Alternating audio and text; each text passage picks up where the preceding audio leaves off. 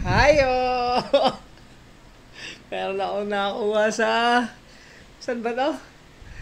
SM. Supermarket. Titikman ko.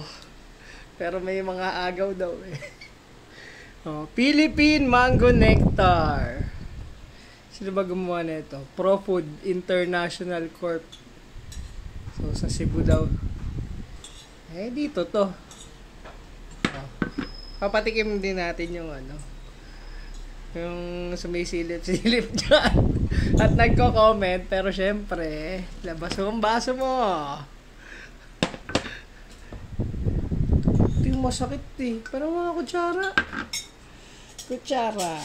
Sakit buksan yung ganitong klaseng inkan. Ayan.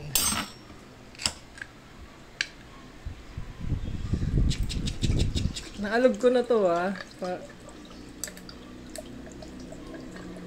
Ano nakasulat dito? Contains 37% juice. So ano yung iba? Bago tayo mag-comment, comment ka muna. Hindi ko napapakita. Pause. Okay, natikman na at nakomenta ng masarap. Akala ko ba i-describe ko? Comment lang niya masarap. Lasang fresh mango daw. So,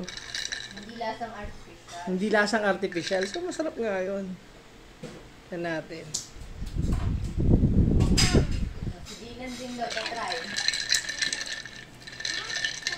May konting lasang artificial naman, pero malapit nga siya sa fresh mango juice.